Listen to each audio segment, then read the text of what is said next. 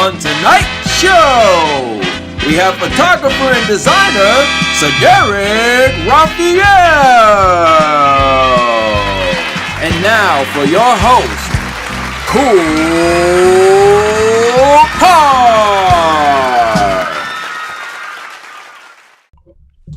KoolKard. Welcome back, ladies and gentlemen, to Kicking It with KoolKard. Another episode, another week, episode 67. Let me recap last week. Episode 66, I had Hollywood Al on. He was on the reality show, Put a Ring on It. He owns a barbershop. He has his beard oil. He launched that. So, man, we just dove into a lot of stuff. We even got into our spirituality. We're talking man to man, just giving God his praise. It was a great interview. So you guys make sure you go back to the channel. Check that out. It's streaming right now. If this is your first time tuning in to the Kickin' It with KoolKard show, I do encourage you to subscribe so I can continue bringing you the value that my great guests bring to you each and every week. Man, we do this for you guys. And we can't do without you. So I appreciate you tuning in. Just want to welcome my guest tonight on the show, Sederrick Raphiel. He is a photographer. He is a designer. He's into ministry. He does everything. So we're going to dive into his brain, dive into his world, and just let him provide you with some of the value that only he can provide you with. Man, very accomplished gentleman. Been doing this thing for 25 years in the entrepreneurial space. So he has a lot of knowledge, a lot of jewels that he can drop for you guys. So without further ado, I'm going to bring him on in.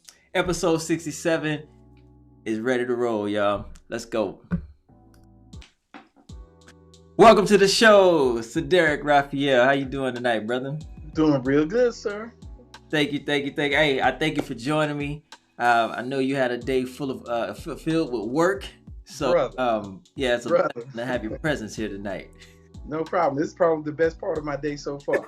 Hey, man, I try to be that. I try to be a little glimmer. You know what I'm saying? A little beacon. So, Raphiel, S. Raphiel. Do you prefer Sederrick? Do you prefer S. Raphiel?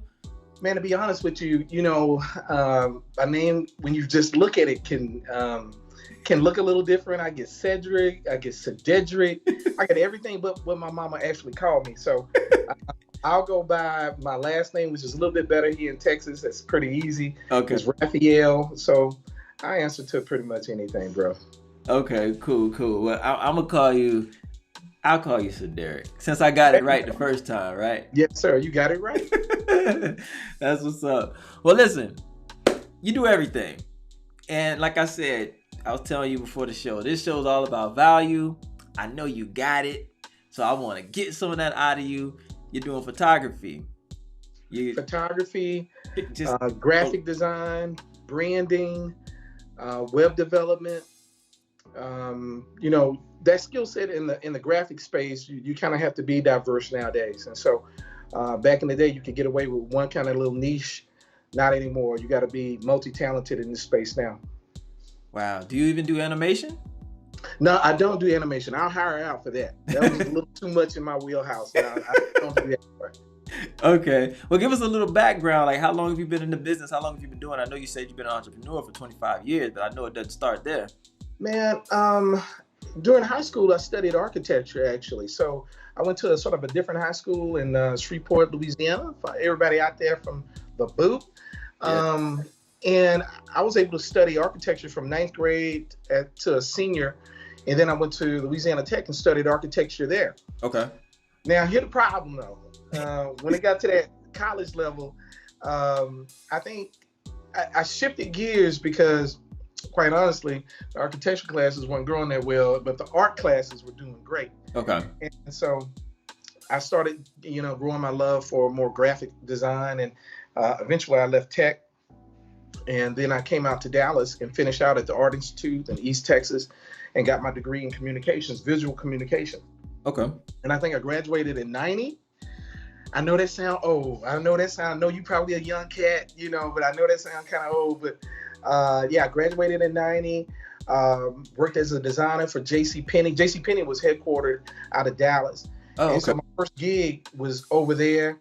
I was making more money I ever made in my life. And but I was the grunt designer. So I got all the projects nobody else wanted. So, And so eventually were you I made my doing way up. like designing for like advertising and? You Okay. do the catalog, you do the circular. Yeah, I even had a stint where I was doing some design for clothing as well. Oh, wow. hmm And then I kept, get advanced, get a different job, came on, eventually became an art director for another corporation. And most of them were in-house. And what you kind of do from an artist standpoint, if you feel like you're just doing the same thing over and over, you kind of get bored. Yeah. So early on in my career, I started freelancing, but not under my name. I was freelancing under the Design Factory. Okay. It was just me, but I didn't want to give the world the perception it was just me. Right. You know what I mean? Yeah, for sure. And so started doing that. Eventually, I was doing so much business. I would do my 9 to 5, and then I would do my 5 to 9, and would just grind. Eventually, I was making more money on the outside of my personal grind than I was for the corporate grind. Wow. And then one year in '96, I took the leap and started my company, officially working for myself. So, and your company, it's an umbrella of all of that. That's correct. So you got to think about it in these terms. Everything needs to be marketed. I don't care if you are a product, you are a service, or a person. Mm-hmm. You got to advertise, and when you advertise, you need a logo. Once you need a logo, if you have a package, I need to design a package. You need to know the instruction kit on the inside, the instruction papers. Mm-hmm. Once you got that kit, you need to advertise it somewhere. And so that's a website. And then after that, you might have to go sell it into stores. So there's sales sheets, there's product. There's so many other different things that you need to keep your product going out there. People think it's I don't know if they know the science behind of getting a product to market, but you got to have all of that stuff in place. Yeah, I don't think too many people know. No doubt. I don't think they know all that science. I mean, you said a few things to me that I had never even heard of. So no, I'm pretty sure. But when you think about it, you put it in those 3 verticals. You got a product, you got a service, or you got you. Yeah. The equity of your mind, or the person, a book, or a personality. A show like yours, right? But how do we touch a market? And one of the interesting things that people will come in, man, and they you start drilling down and say, who's your target audience? And they'll say everybody. All right. No, Everybody don't want your product.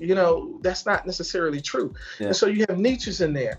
And, that might be, sharp people that love cowgirls or something. You never know. Right. And so I need to advertise and put branding together for them. Like one of my clients, Sally Beauty. Mm-hmm. They sell, in most cases, female hair-oriented product. And so when they come to me to design a relaxer kit or even a weave line, I really got to embody what that demographic is. They'll give me a stat sheet. It might be a 19 to 26-year-old Latina female. So how does she buy? What colors pop out? What font treatment? Mm-hmm. If you notice, even when you talk about fonts, you have a feminine type fonts with a lot of swirls, or you might have more masculine, bold and thick, or you might have a unisex font. Yeah. And so any little different thing that you add onto it really kind of pushes you in a direction of a demographic. And so you got to be very conscientious of what that looks like. It goes down to building the DNA of a brand across the board, from the very font you use to the colors, how you use it. It's everything. So let me ask you something, and this might be a little bit off subject, but you said the fonts with all the swirls, those are more feminine, right? Mm-hmm. Why do I like those fonts? Because you're feminine. I'm sorry. I'm heterosexual to the D. Is it because I like women? That might be it. See, the thing about it is that you'll do that, but if it's the subtlety. If people are so advanced now, and you look at so many graphics per day on absolutely everything. Mm-hmm. You know the difference between if it's a self-published book or if it's part of the big leagues, if somebody else is doing it. Yep. You know if it is competitive, what you see in any other thing. Your expertise level has been advanced. And if you go in and you look for a candle, I go into, what's my shop? Not Bed Bath & Beyond, but you go in there and get your lotions, get your candles and stuff like that. Now, you can look at the color and you can look at the font to tell you almost what the smell is going to be like. You can look at the graphics, it's more wintry. If it's going to be sort of that winter smell, or cookie dough or something like that. You talking about Body Work? What is that? Yeah. Bath and Body Works. Bath and Body Works. Okay. And so you can go into places like that and you can really scan with your eyes before you'll have something that draws you to it, right? Mm-hmm. You ever go to a grocery store when you were hungry? Yeah. All right. You looking and you going down the frozen food aisle, right? And you hungry, and you see that Mexican platter, and they got the enchiladas with the cheese coming out, oozing out. You got the beans over there, and the rice look like little steam coming off of it, right? Now, when you get home and pull it open to put it in the microwave, what it look like? It don't look like that. It don't look like that. But everything is built on your perception. Yeah. Right? Yeah. You go in there and do it. Not only perception, but what it sounds like. Think about this. You get up Saturday morning, you say, you know what, I'm gonna clean my spot out. I'm gonna get my house clean. Mm-hmm. And you go in the bathroom and you start looking in the tub and you start looking like, them kids have left this tub nasty. I need something to really help me scrub this dirt off over here. And you go in the store and you look for something, and on the shelf you look, you scan it. I need something to help me clean. Scrubbing bubbles, right? Then I need something that might help me clean out the kitchen. And you go over here with Mr. Clean. Man, it's all in the name. You're literally telling them what you're gonna do with your product. Yeah. You see what I'm saying? Yeah. So it's a science to all of it. And you do that from the bottom up. You do. Yeah. Are you a one-stop shop? To a certain degree. We can do all the video work. We can do it. Only thing that we're not doing now is just placing commercials or placing advertising. We'll use somebody else to do that. Wow. And to do your media buys. Yeah. What's the name of your company?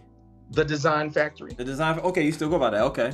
Mm-hmm. Oh, cool. You kept that running. Okay. Mm-hmm. And how does where did the photography come in for you? I know it's essential, and I know eventually you needed it. But when along the way did you decide, hey, I jump into? I can tell you this story real quick.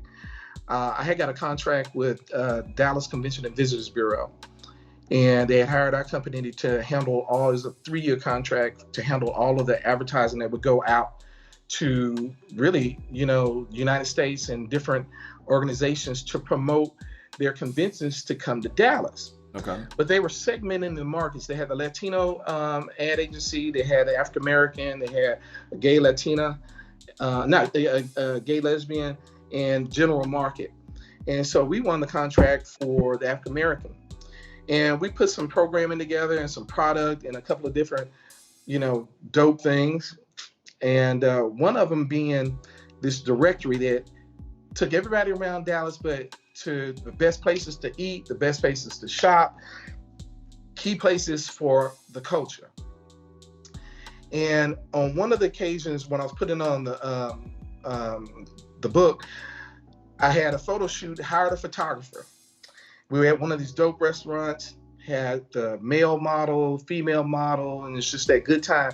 The guy came in, didn't set up any lights. He said, I'm just gonna do a natural light shot. And I said, no problem. He did everything in about 45 minutes and sent me the stuff, and I cut him a check for $1,500 for 45 minutes. Wow. And I was like, man, I ought to keep the rest of my budget in-house. I'll just buy all the equipment and shoot it myself. Now, here's the bad part. I don't know, what's the word, if it was, because it was sort of like being naive, but being arrogant. really being really more stupid than anything else. And so I bought the equipment and I said, I'll do it. Yeah. And now the first shoot that I do after that, I'm doing Bishop Jakes, Ron Kirk, who was the mayor at the time. We eventually moved over to Obama's cabinet. Okay. So we got Bishop Jakes, Ron Kirk, Kirk Franklin, and there's another heavyweight. Called them into the studio. We're shooting. I'm over there getting down, my lights firing. I'm doing a good job. I'm thinking. I get all the files back after they leave, and I shot. My ISO was up so high. Oh. Everything grainy. So the problem was being naive and arrogant, which equals stupid. You thought? I thought I could do it. Yeah. And there's a certain, you really need to know, if anybody who's shooting, because there's a lot of photographers out there now, so-called. Yep. But if you can't shoot on manual, you ain't no photographer. But you took that craft for granted. You thought you I pick did. that camera up and just do what to do with it. I didn't know what to do, and I remember I got called out to do an Erykah Badu concert, and got down there, and they were like, "No flashes. You can't use no flashes." Oh wow! So, again, here I go again, trying to figure out how to shoot in manual and making sure the flash doesn't, go off, because they're performing. You can't have all the flashes going out your face because you're in the pit. Yeah. And man, I got on the phone calling another photographer friend. Man, everything is so dark, blah blah blah. And he was like, "Dude, you gotta know what you're doing." I committed to on that day that I'm gonna learn that craft, and so I started studying, and I started shooting. And first year, man, I was doing a lot of branding for Bishop Jakes then anyway. Okay. And Bishop Jakes called me to do a shoot for him because I designed MegaFest, MegaFest International, Manpower, Woman Thou Art Loose, his brand. I was doing all the design work, so the photography kind of came. He just said, "Come over, do it." And as soon as I did Bishop Jakes, then Fred Hammond called. I got a call from Erykah. Next thing you know, within the first year, not really even calling myself a photographer, I shot. I got, I ended up shooting a little bit of everybody. Jodeci, shot, which, by the way, fun fact that I found out about you. What's up? I heard you used to sing with Jodeci. I heard you used to. Listen, I ain't used to sing. I was an artist. You used to rap. Yeah, and I used to live with Devontae. So really? Yeah. Okay. So what's going on now? I saw him in one BET performance. He had a little plaque sitting over here. Did you see that one? Yeah, I saw it. So what's going on? I don't even know, brother. I haven't spoken to that man and I don't know, since I've seen D. Like, I still got mutual people, so it's high, hey, tell him I said what's up type of thing. But I haven't really spoken to him. I don't know, man. I saw D when they did the new album, the latest album. I saw him. I went to the show and they have a new album out? Yeah, what was it called? Oh God. Don't worry about it. I'm gonna go and look it up. Look it up. Yeah, I mean, it was actually pretty good, but it didn't do much of anything because D didn't want to tour with him. He did a couple shows with him, and then after that, he didn't want to tour. That's how he is. He does not want to tour. I think that's why they just don't do anything, because he doesn't want to tour. Awesome. Well, let me ask you this, and then we'll get back to the interview. What is the biggest takeaway that you learned from that experience living with him? Don't wait on anybody. How so? Just don't wait on anybody. Go do it yourself if you have to. Just like you do. Okay. All right. That's the biggest takeaway. That's almost a don't wait on anybody. Go do it yourself. Okay. All right. Yeah. We're gonna talk about that more later. I want to know the stories. But long story short about the photography thing, man, I got called. Wait, hold on. But let me say this though. After I'm saying all that, I got nothing but love for D, and I got no bad words for D.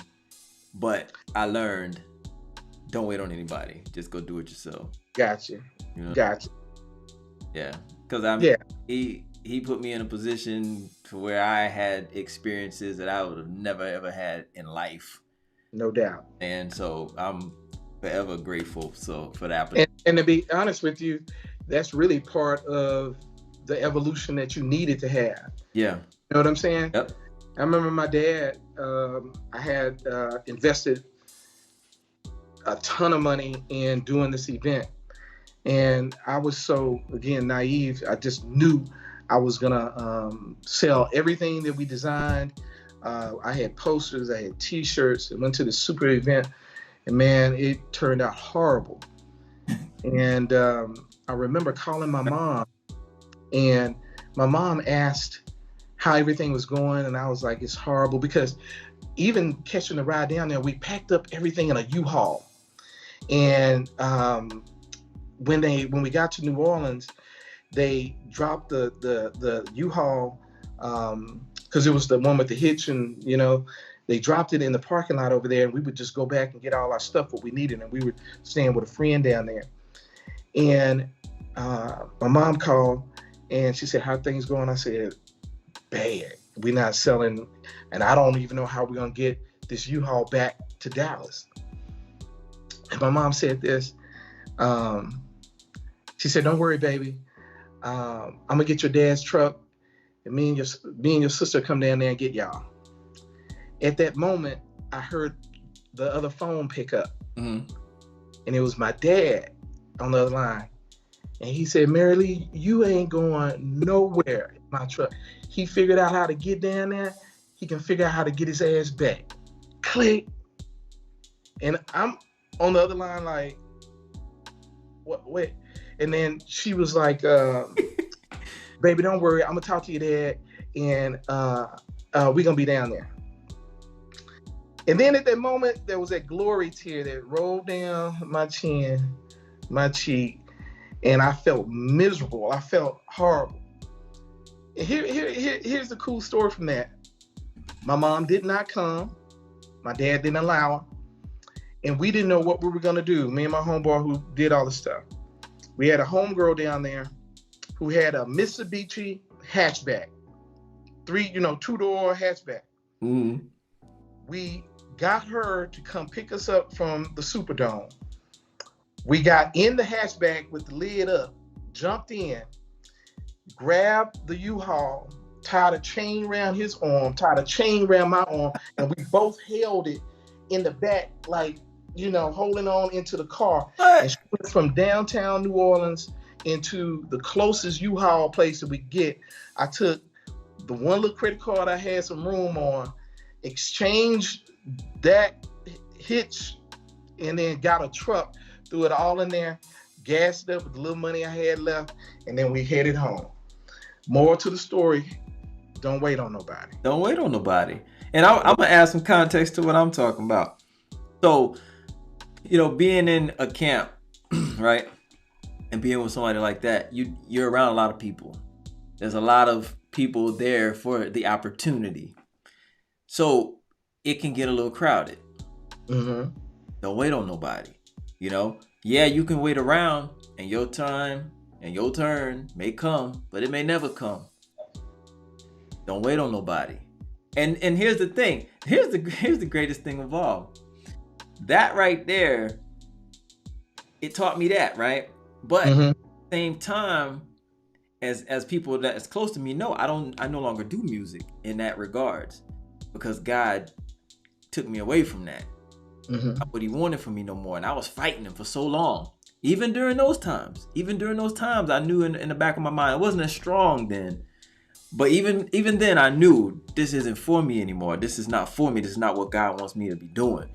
But I was still there. It was an opportunity. Who wouldn't take that opportunity if you're already in that realm, and that's what you've been doing your whole entire life. I've been doing that since I was 14 years old.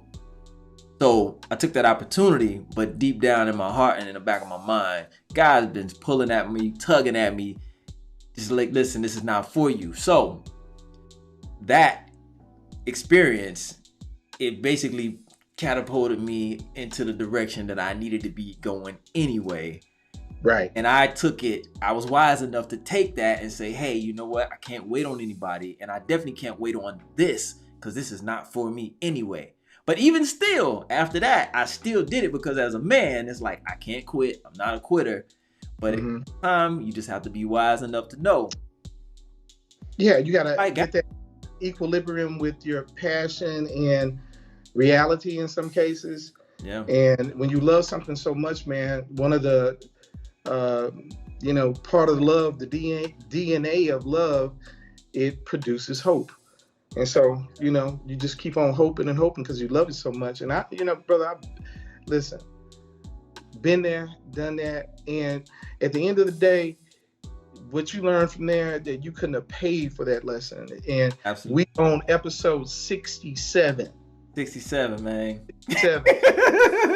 Congratulations, because, it's step by step movement of faith, one after another, mountain to valley, man.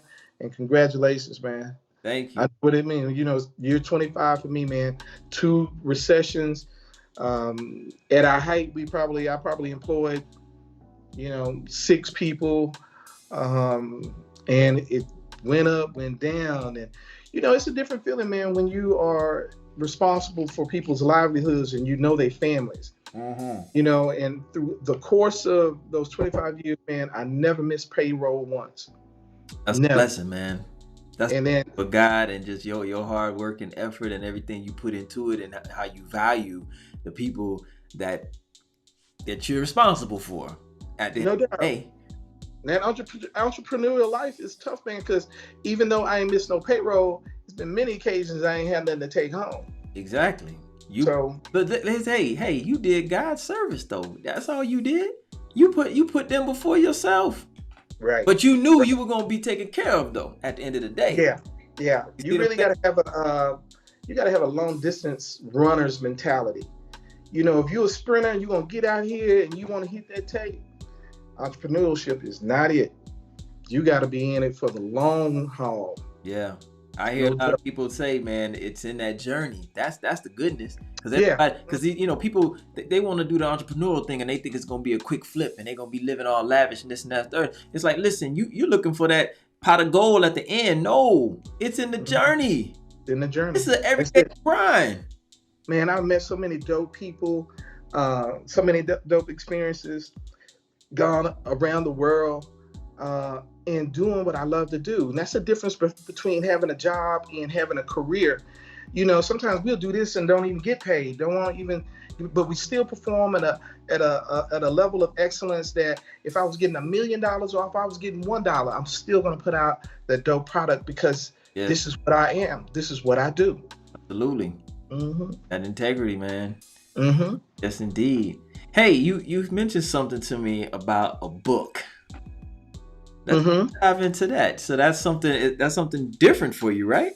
This is totally different. And where is that deriving from? Where is that coming from? What experience led you? Oh my God, man, I don't even want to explain it. So here's the short story. I got married young. My wife was probably 19 when we got married, and then I was maybe like 22, 23. Immediately started having kids. She finished up school. I started, working, supporting the family and doing the hustle and the grind. And we stayed together for about, we were together 20 years, married about 17. Okay.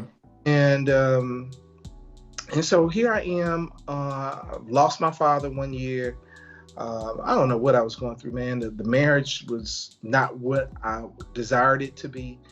And we got to a point where we just, really on me. I didn't have any more faith in the relationship, faith in, trying to figure out where I was going to go. The love I wanted to experience, just the fullness of it. Yeah. And do you feel, I'm sorry to cut you off. Do you feel like it was because you guys were so young and inexperienced and you really hadn't got it? You know what? I know now that I can put 100% blame. I hate to say blame. I put 100% responsibility on me for not getting what I needed to get out of that relationship. And I say that because of this. I didn't equip myself with the tools to make the marriage sustainable. Okay. I think I'll be the first one to tell you that love ain't enough. Flat out, love ain't enough. No. If love was enough, we'd be with the same girl we fell in love with in high school. Yep. But the issue is love gets you to the door. It don't keep you in the room, right? You need tools like conflict management, a little bit of psychology. You got to know love languages. You need to have, when things got tough and things start breaking apart, I pull my toolbox open. It ain't nothing but, a stick of gum and a flathead in there, so I didn't have nothing. And now I ended up with my marriage ruined, literally. I don't have any energy or any hope or faith in it. And I'm single for the first time in my 40s. Now, all that stuff you was doing over at Devontae House, that wasn't me. None of it. I didn't get a chance to experience none of it. And so now here I am at 40. You remember that movie when the guy came out of jail, but he had that old pimp suit on and he was what's a cell phone? I felt like that in the single space. Dang, you missed the party. Man, I missed everything, right? And so now I'm getting introduced to women who, in that same space, they're confident in who they are as a person. They're confident as a professional. They're confident in their sexuality. They're confident, man. And I felt like a lamb, in front of wolves in some cases because, on paper, I think I'm a good dude. I own my own business. I'm making money. I have 3 children that I'm passionate about. The one thing that I pride myself on is being a good dad. I'm involved on that. I'm serving in the community. I employ people. And and so in this space, what the book is about is my journey in finding out how to navigate relationships. Because here's the reality. Here was my reality. When you look up at the end or in wherever space you at that particular point in my life, I had 100% failure rating with relationships. 100. Right, because you were with I had no so long. Right. Every person I had dated up until then. Now imagine this. There is a 50% divorce rate in the United States, over 50%, right? Over 50% for first-time marriages. If there's 10 people in the room, we ask all 10 to stand up, and I say I need 5 of y'all to leave the room. That's the statistic for first-time marriages. Now, here's the problem. If that's 50% for y'all with the woman that you finally said, if I get another tomorrow, I want to give it to you. But what about all the other ones that came before her that you was kind of feeling the same way, but you didn't pull the trigger on? Right. 50% divorce rate for first-time marriages. You got 100% with all the other ones that you done professed your love to and ran through. Yep. So at this particular point, I decided to start studying. God started tugging on me and started pulling me into direction. I think around 43, I literally got what y'all hear people say, got called into ministry, literally. And along that journey, I learned one pivotal thing that transformed everything. And that was the space that I loved, Upside Down, which is the name of the book, Upside Down Love. And the Upside Down is a reflection of basically this. And I try to put this in a nutshell, and I know you're going to get it. I teach in the principle that we are 3 people in one. We're triune like God, right? You are flesh, right? Mm-hmm. You are your soul, everything that makes Sederrick. My personality, my intellect, my emotions, my ambitions, everything that makes Sederrick. And then, so that's your soul. And then it's your spirit, what God foreknew before you even stitched into your mother. Now, the issue becomes that we all have, each part of me has a personality of its own. And then when we together, we have a civil war. It's like not being bipolar, it's being tripolar. Mm-hmm. But your flesh won't. Remember when you decided you're gonna go on a diet because you need to get fit and look good for the summer? Time you said you're gonna go on a diet, your flesh said, "Negro, get in the car. Let's go get some chicken."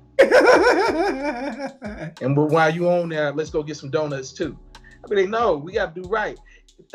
Get up and go get my chicken. Yeah. So okay, I got a better example. When the last time you was feeling a little stressed, you decided to read the Bible, right? 2 minutes into reading the Bible, what you do?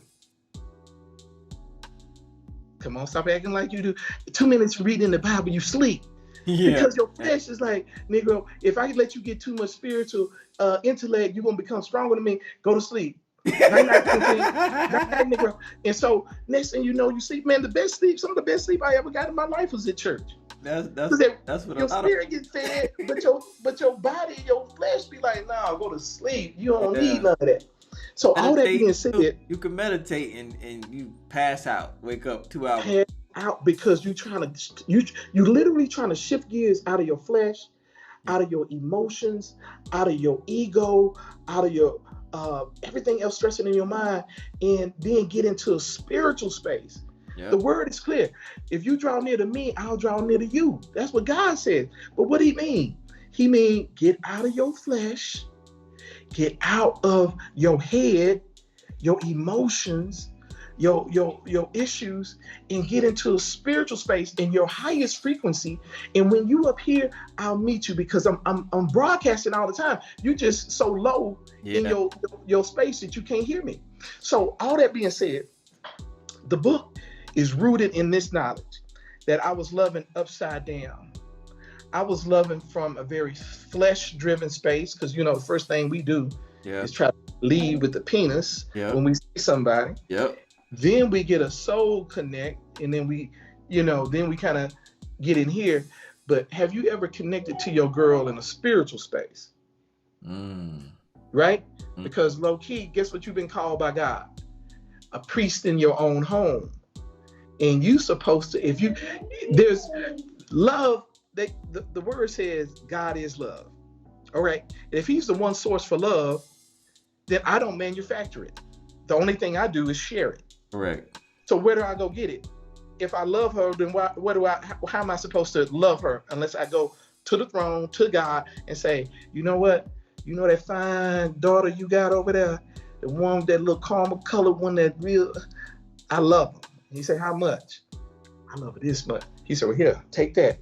Now she hard-headed, I'm gonna give you a little extra.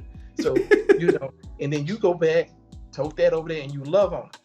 What we end up doing, somewhere along the line, we get emotional, we get insecure. Mm-hmm. When we get insecure, we start manipulating. When she gets bothered by something, then she start telling you, no, you can't get none. And, then and what the Bible does at the end of the day, my transformational moment came when I got my word that I've been loving completely wrong. I love from a very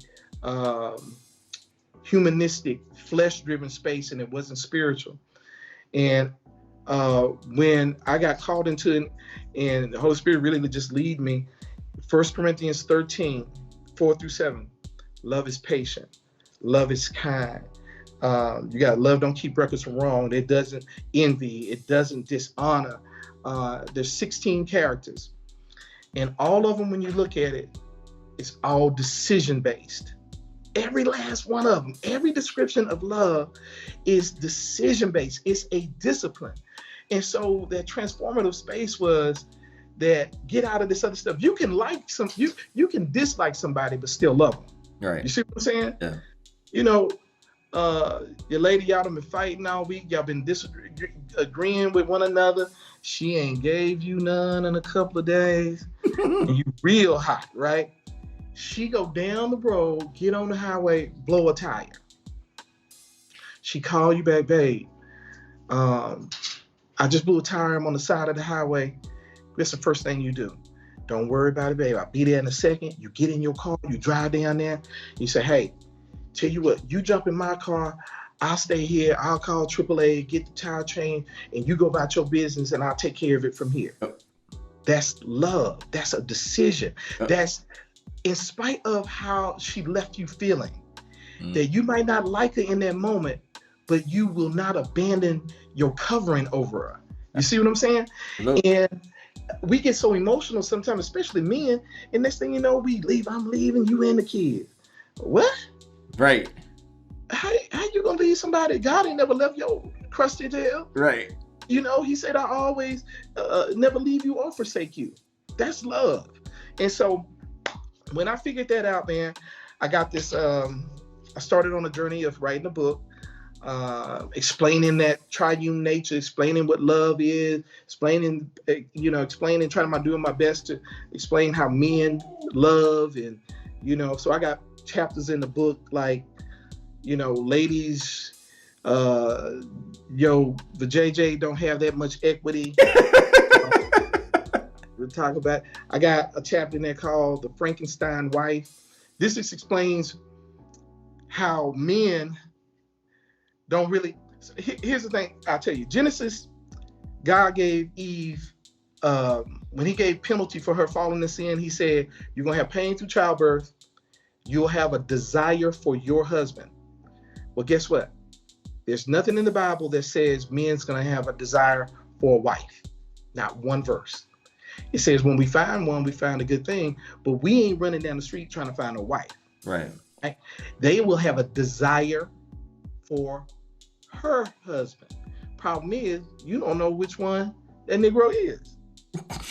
And at the end of the day, when you unpack what husband is God personified.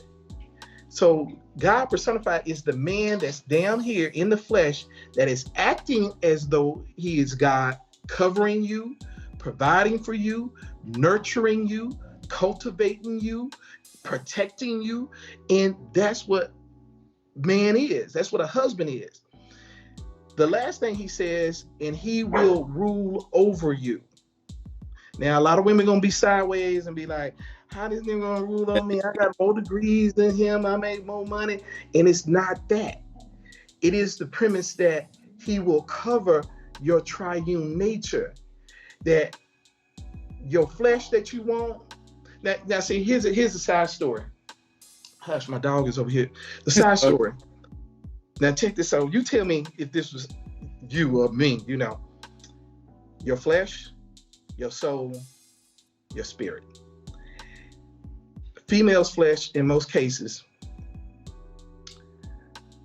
Okay, let's get this. Let's get this right, because I'll get people. I'll start here, but here's what a lot of ladies say. I ain't desiring no husband, and I'm gonna challenge them on that.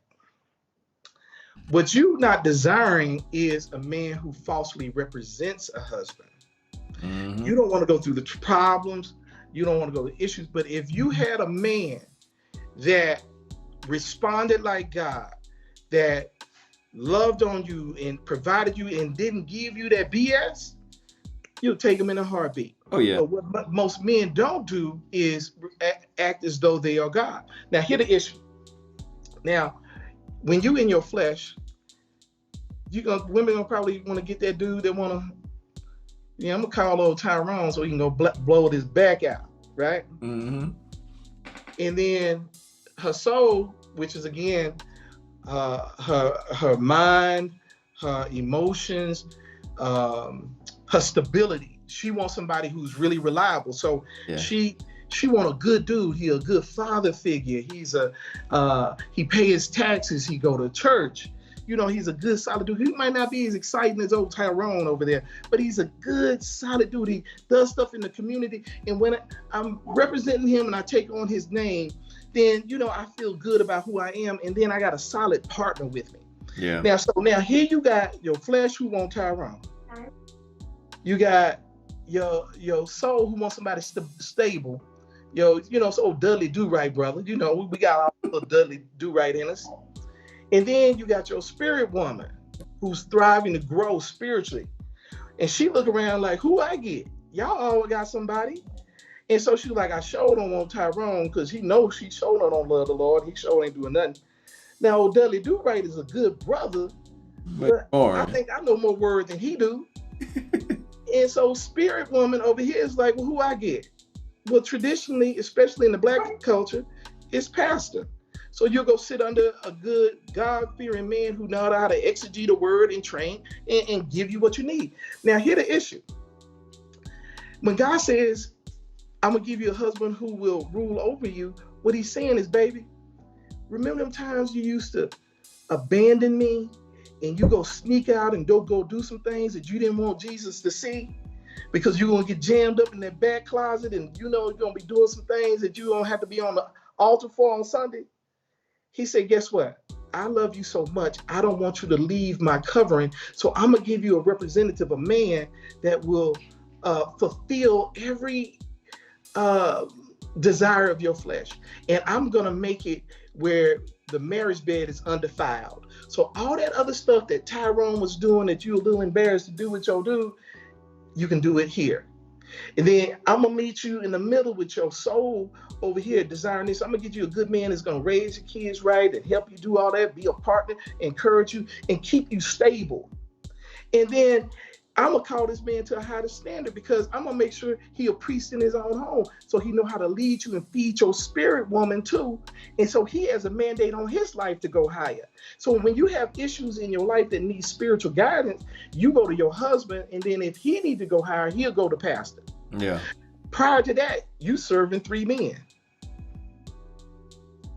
I will give you a husband and he will rule over you. That's the principle on it. And, you know, a lot of people might not agree with it, but that's what it is. Kind of makes sense to me too. So, you know, so I'm going on a discovery on that and talk about how men, on the other hand, want a Frankenstein wife. You know, men, because we don't like accountability in most cases, we'll go get a woman who can do our taxes. Then we got another one over here that we'll take to the corporate party on Christmas. Mm-hmm. This one over here we go to church with. This one over here we bang it out. And this is another one we just might be, you know, the all-around girl.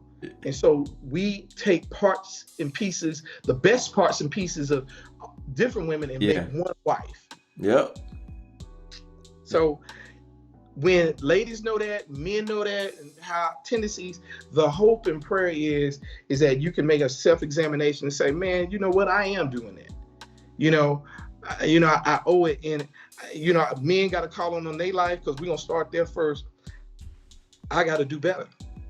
I got to get in here and study. The cases with most cats, man, they don't put themselves in a position to lead their family in that space. I'm just saying, if you got to go to your man and say, hey, babe, we going to church today or not? That's probably not the cat that you want. Yeah. So, but that's the book. Are you going to put that? Are you going to make that available at churches? Because, most churches have bookstores now. I'm working on getting this all out. We're on the finishing stages of it. And before the summer comes in, hopefully this book, I ain't gonna say hopefully, we're gonna speak things though they're not as though they were. They're gonna be out at every bookstore that you can possibly get at, every major bookstore and online. Okay. Let's double back real quick. I have a question for you when you were talking about, working with clients like Bishop Jakes and Kirk and all them. When you have a client that's an established brand, they're the brand, and then you have a client who they're a brand, but they don't know what their brand is, and you're working with them.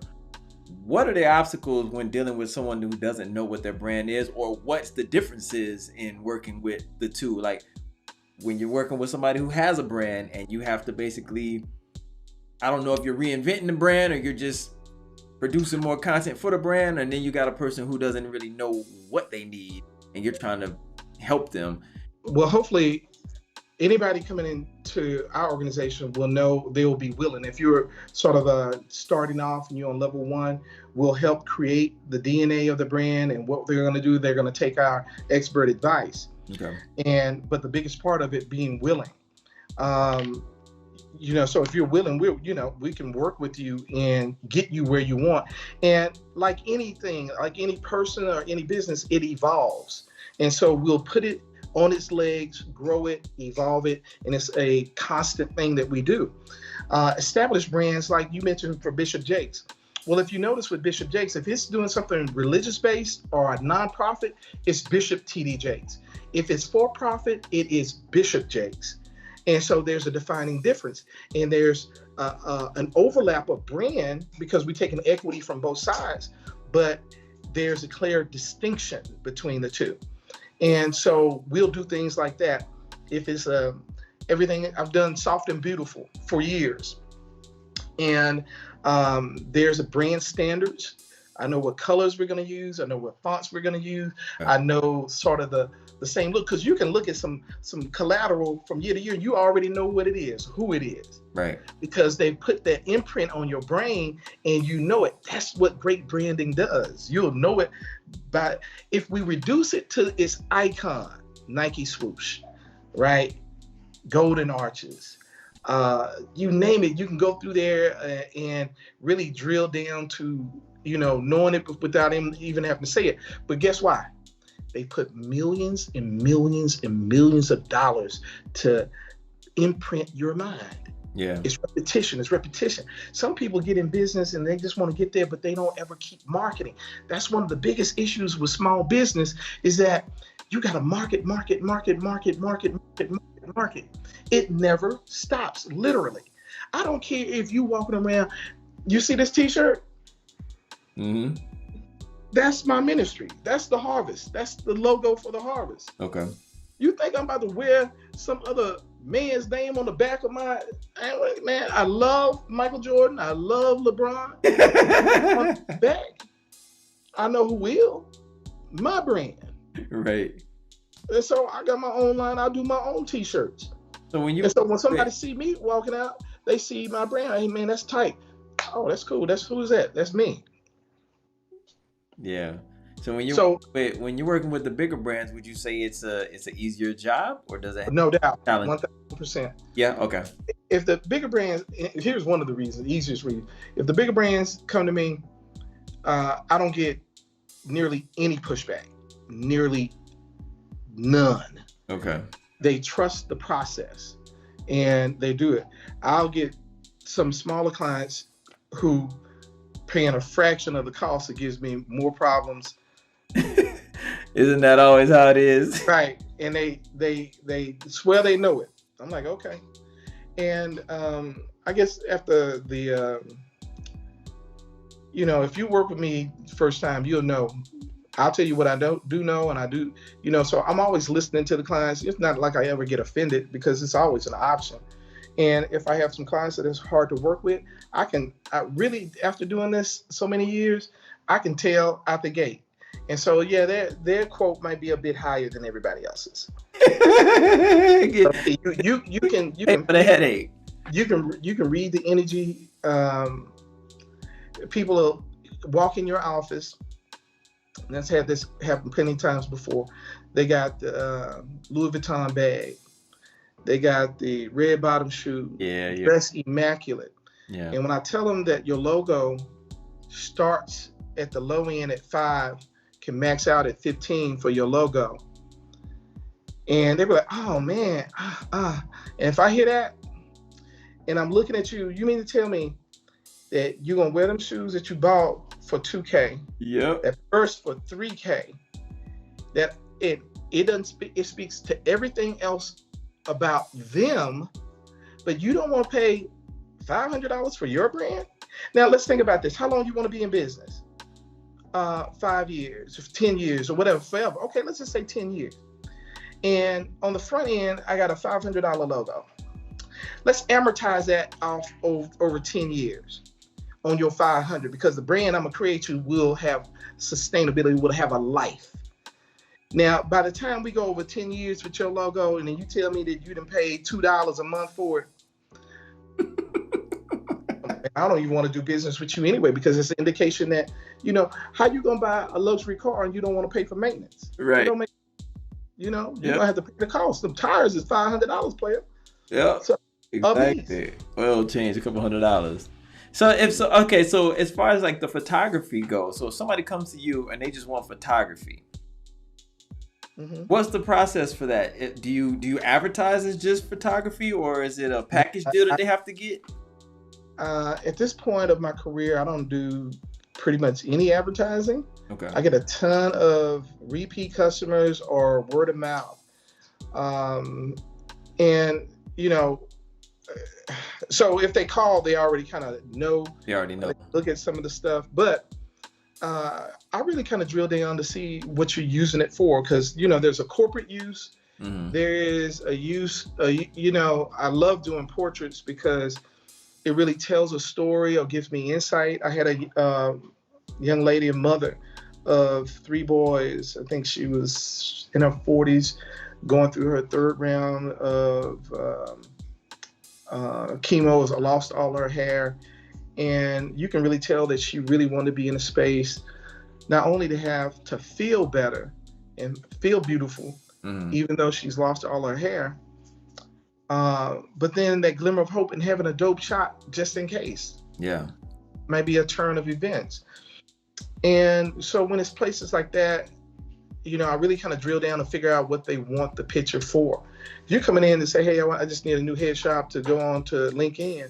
Okay, boom, you know, no problem, sit you up in here. But if it's a storytelling or a moment in their lives, I got a ton of people say it's my 50th birthday, it's my 40th birthday. Or I came out of an abusive relationship and they really first made me feel unsexy. And we tell a story. We do it, we take our time and we do something dope.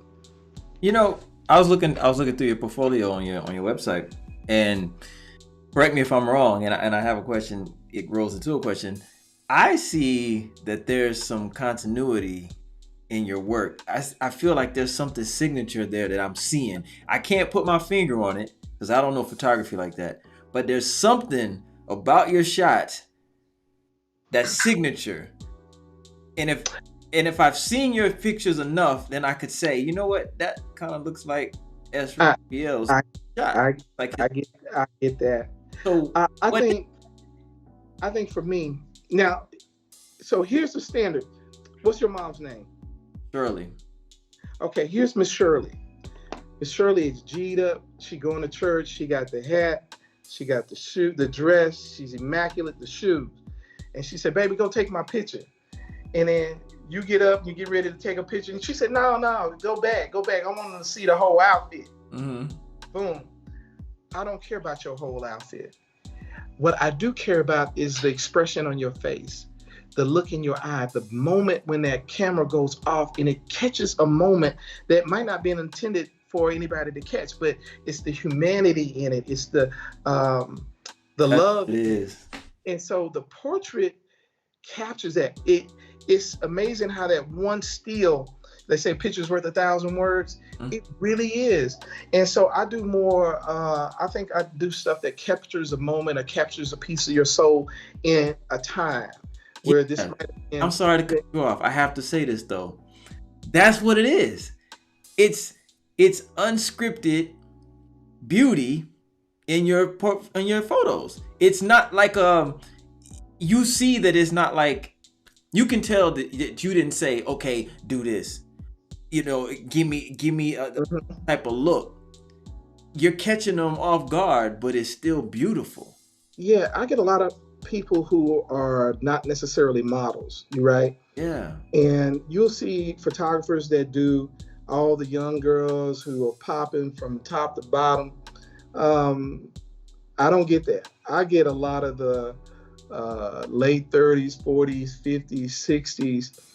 And again, they want to feel a type of way, and a picture captures that. They want to be celebrated to a large extent. And so when we put it on Instagram or Facebook, that people see them in a moment. And I really thrive in that space because, you know, some of them come in so rigid because, you know, in front of that camera can be intimidating when you got that big lens out there and the studio lights on, and it's an unfamiliar space. And so we might burn, you know, it's digital, so it's not like we burn in film, but we'll do that and it's get the comfort, being relaxed. And then sometimes it's me talking a bunch and then capturing something while they really weren't ready for it.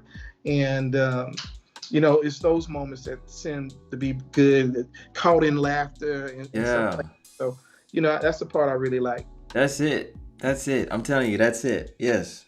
Right. I knew it. I couldn't put my finger on it, but I'm like, there's something different.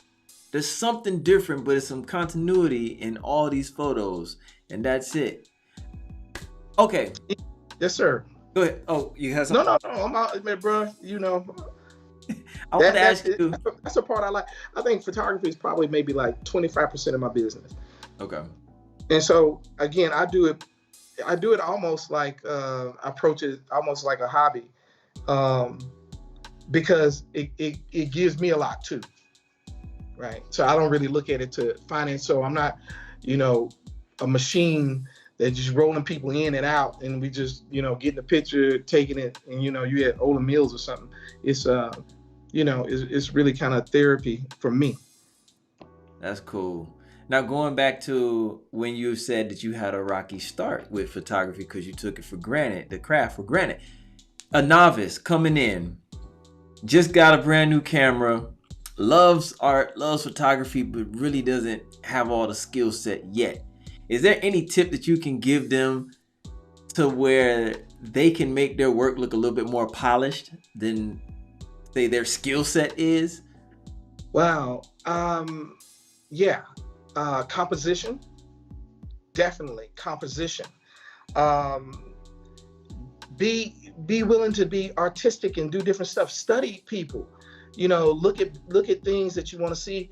Everything don't have to be close up. It could be, more landscapey, or, add in shapes, look for lines.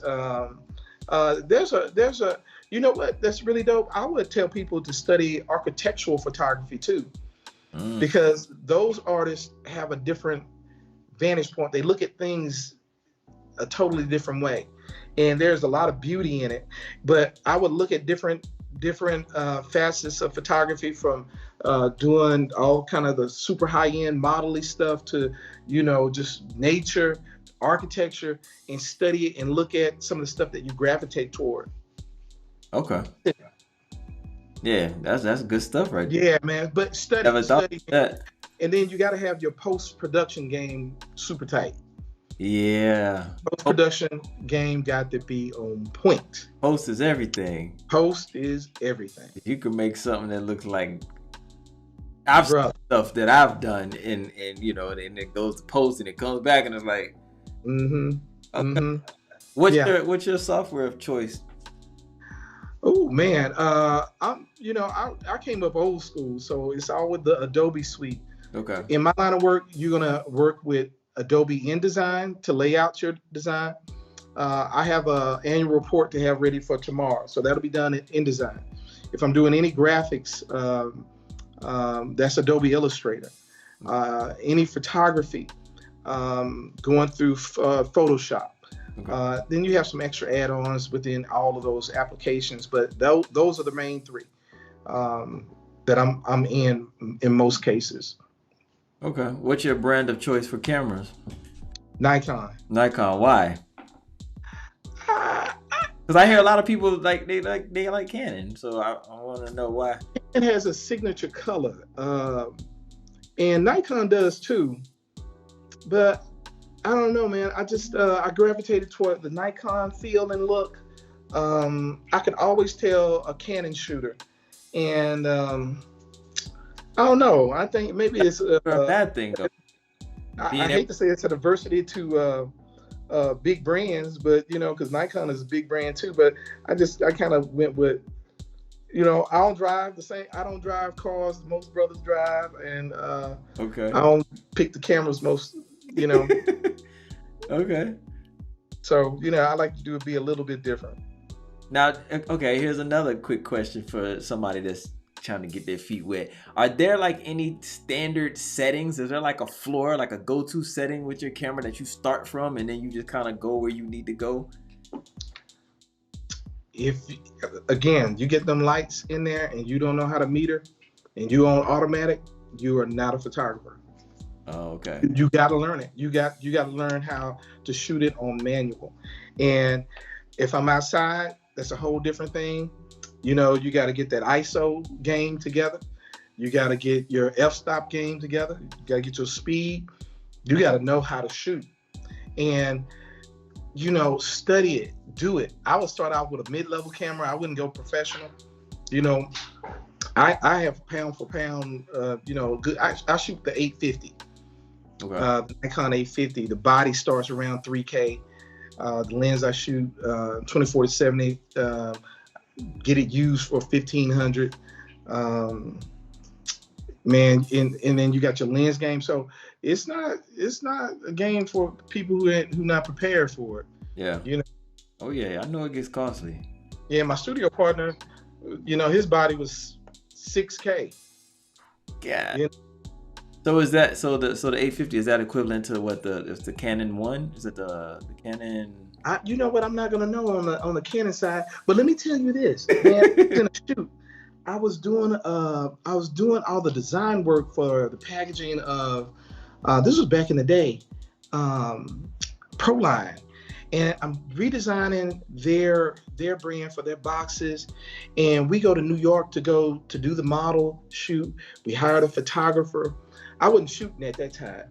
I was just the art director, and I have to say just the art director, but I was the art director. They hired a sort of a celebrity photographer. Mm-hmm. Let me just tell you this tidbit. Man, I can't even remember because this was a little early on. But anyway, long story short, the photographer for his 2 days of shooting was $40K. $40K? $40K for him alone. And what? He had a Hallenberg. The camera was different. The back was different. They were shooting super high res. Yeah. But I'm looking at the invoice. $40,000. $40K. 2 days of shooting. That's not the models. That is the photography. Money. Now, the photography is more competitive now, especially with a ton of people shooting. But if your reputation and you do dope work, you're not gonna have any problem getting no business. Yeah. It's like this. It's like, you know, realistically, if you had somebody say come in your house and you say, hey, I want to put some wood floors down. You got 3 people bidding for it. And first bid comes back from a highly reputable person, and it's $30K. Second company come in, equally is nice, and they come in at, you know, 27. You come in, you ain't been in the game, right? But you're doing some dope work. Your bid come in, you'll do it, and you feel good about it. You're gonna do it for 15. Let me tell you, as the homeowner, what I'm gonna do. 15, that's too low. I don't think he know what he doing. Yep. Listen, I ain't got no problem on this planet charging you. I don't. Because I know what I'm going to produce, right? And so you have to get to a place where you're so confident in your any craft.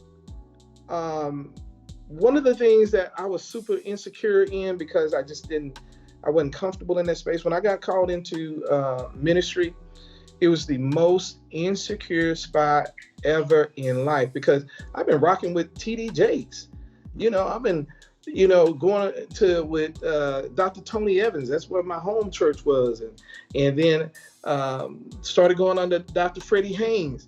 These are rock stars. Yeah. Right?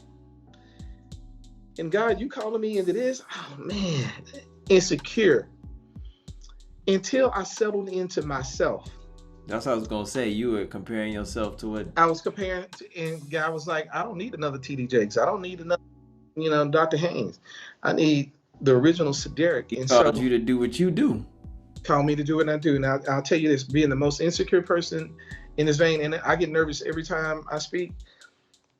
It's just, you know, I want to honor God so much in that. I don't want to, you know, and an interesting thing, there's always somebody in the audience that knows more Bible than you. Mhm. So, you know, I never take that for granted.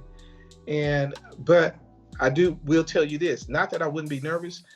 If somebody had me teach behind behind Bishop Jakes, I wouldn't have no problem with it, personally. And that's not speaking with any arrogance. That's just speaking with a comfortability of, I know who I am, and I know what I'm gonna do to honor God in that word, and I'm gonna do it with a spirit of excellence, and you'll get what Sederrick was meant to give. Yeah. Now, in my professional game, from photography to art direction to all of that, I'm gonna do that as well. And so I'm good with me. Everybody might not like me, and that's okay, but it's a whole bunch of people that do, and I'll rock with them. And so, yeah, but I'm gonna be prepared though. Trust and believe I'm gonna be prepared. Yes, indeed. Yes, indeed. Brother, I thank you, man. I'm not going to hold you too much longer. We've been on here for a good little minute. I appreciate your time. Normally, I keep it at 30 minutes, but if we talking and it's good, we just going to keep on rolling. Man. Honored, really honored by that. Yeah, definitely. I told you we was going to kick it, man, and that's what we did. I'm looking forward to it, man. I'm looking forward to meeting you in person, and we can get there, and I can hear some of these old raps you used to do. Because I know you still flow, so man, listen, they out there. All right, I'm gonna go ahead and look for it. I'm gonna definitely look for it. They out there, yeah. You dig deep enough, you can find it. They Very out nice. There, for sure. But yeah, man, I really appreciate your time. I know you had a crazy day, so I don't take this for granted. Believe me, and you dropped some knowledge, you dropped some gems. We talk love. I hope so, man. I hope so. You know, everybody has a life and on a journey. I've learned a few things. And here's the dope thing about it.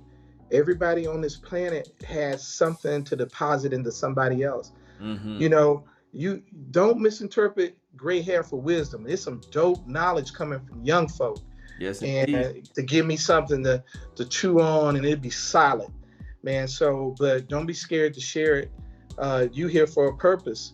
And I just encourage everybody just to share it. You know, don't miss your opportunity. Give me something. Yeah, absolutely. We all got gifts, man, and it was put in us to share it.